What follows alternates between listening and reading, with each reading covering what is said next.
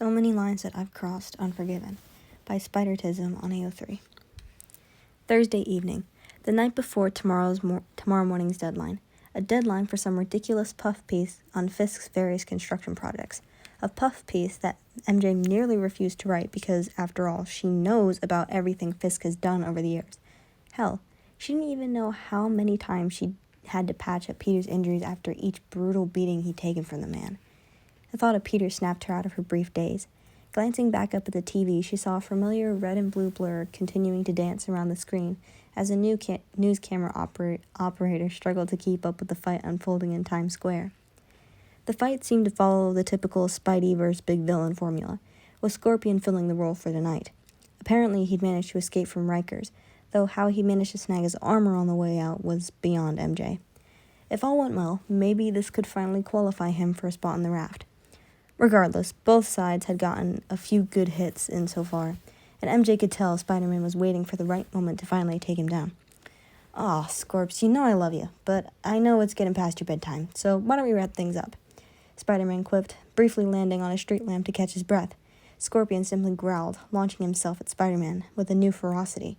Evidently, he did not appreciate the joke. MJ rolled her eyes and forced her attention back towards the screen on of her laptop. A blank document stared back, taunting her, laughing at her, and who could blame it? It was such a ridiculous... God, she needed a cup of coffee.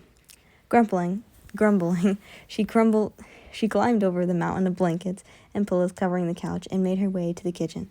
As the machine began to brew her third cup of coffee for the evening, her gaze drifted away from the TV, where the two colorful figures were still trading blows. It had been months since MJ had seen Peter. Talked to Peter may be more accurate, since she saw his alter ego all over the internet every day. At first, they texted each other every so often, but she hadn't heard from him in 3 months? 4? Something like that. And yeah, it stung. Peter wasn't just her boyfriend. He was also her best friend. So losing both at once hurt like hell. And with Harry off in Europe, MJ felt truly alone for the first time in years. But she didn't let things get to her. After all, she was Mary Jane Watson. It would take way more than something as trivial as a breakup to get her down. No matter how much she repeated those words to herself, it was hard to actually believe them. But, as the saying goes, life goes on. MJ found herself working twice as hard for her job at the Bugle, and she was sure a promotion was right around the corner. So, even if her social life was a little lacking, things weren't that bad.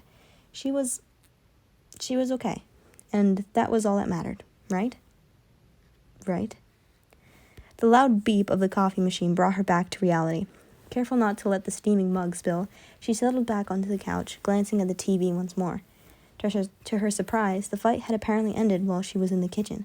The camera was focusing on a rather irritated-looking Scorpion, webbed up and waiting for the police.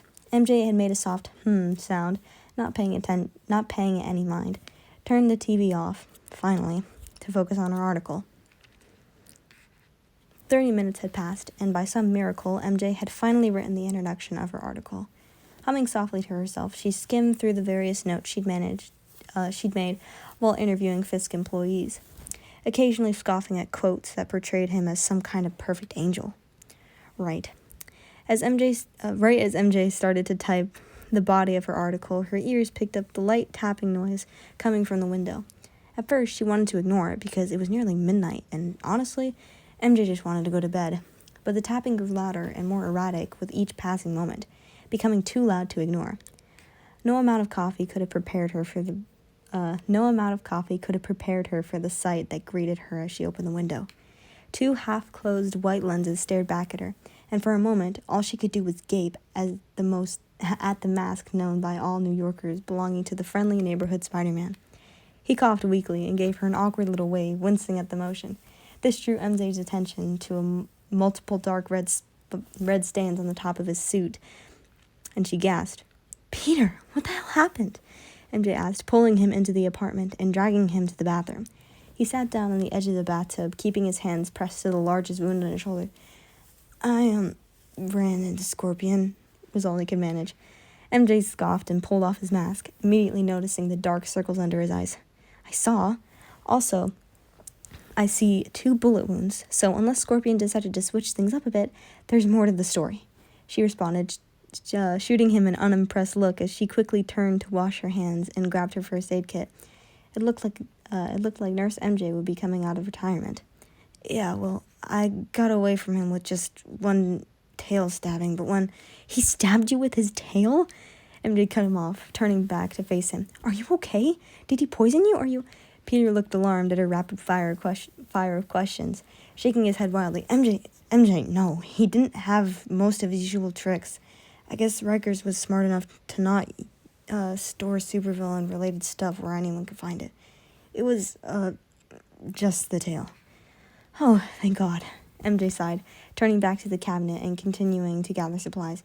"I mean, I'd still try to help and all, but I wouldn't have a clue on how to treat that." Satisfied with her collection of medical supplies, one that had sufficiently grown since knowing about Peter's alter ego, she laid a towel out and motioned for him to lay down on the ground. He chuckled weakly, carefully lowering himself to the floor so he wouldn't exacerbate his wounds. "Right, so I was about to call Yuri to tell her I handled the whole Scorpion issue, but then I heard this lady screaming, and it turned out she was being mugged by these 2 guys at gunpoint, so I couldn't just ignore it." "And then they shot you? Twice?" she asked, curiously, knowing he dodged thousands of bullets in the past. He sighed. "I was off my game, I guess. The stabbing was bleeding like crazy, and all that blood loss made me dizzy and unfocused. So the old spider senses couldn't react in time. I knew I couldn't make it all the way back to my apartment, so, I came here. I'm really sorry if you were busy and for just bothering you in general. So if you want me to go, I can totally do that." MJ stopped what she was doing and stared at him like he was crazy. Well, maybe he was. The guy did run up walls and use webs to swing around the city in his spare time. "You are an idiot," she laughed, continuing to treat his wounds. "Huh?" He frowned, looking up at her with a puzzled look on his face. "You showed up on my windowsill, nearly bleeding out, and you really expect me to turn you away just because we broke up?" "Yes," she snorted, shaking her head fondly. "Honestly, you're hopeless. Now shush, so I can focus on making sure you don't die on my bathroom floor." Peter doubtfully fell silent, and MJ focused her attention on extracting the bullets from his wounds and properly bandaging them. After another 30 minutes had gone by, MJ was satisfied with her work and sent him to the couch to get some rest. She could feel his eyes on her as he collected every blanket in her apartment and threw them over him. "So, Peter cleared his throat weakly. "How have you been?" "You don't have to make small talk if you don't want to. I just want you to get some rest." MJ smiled softly. He frowned. "Doesn't mean I don't want to know how you're doing. I still care about you, I'm fine. Work's fine. I'm fine. Everything's good." At Peter's skeptical look, she faltered, but regained her composure quickly. "I mean it. Everything with me is fine. How about you? How's May?" "She's good. Things at Feast seem to be going well, I think." "And you're good?" she asked, shooting him a quizzical look, noticing his avoidance of the question. He sighed. "Things have just been really quiet.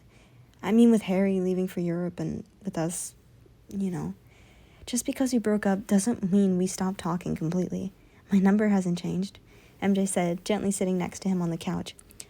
"I wasn't trying to avoid you or anything," Peter quickly replied, looking alarmed. "I just figured you wanted space. I didn't want to overwhelm you or anything." "Peter, She sighed. "You're my best friend. A breakup wouldn't change that. I couldn't handle your overprotectiveness, that's all." "I know." MJ glanced back at her laptop, remembering the unfinished article, and grimaced. "Look, it's getting late, and I have to finish this assignment for the Bugle. Get some rest. We can talk in the morning, okay?" Peter nodded softly, quickly drifting back to sleep. MJ tiptoed into her bedroom to finish the article there, not wanting to disturb him.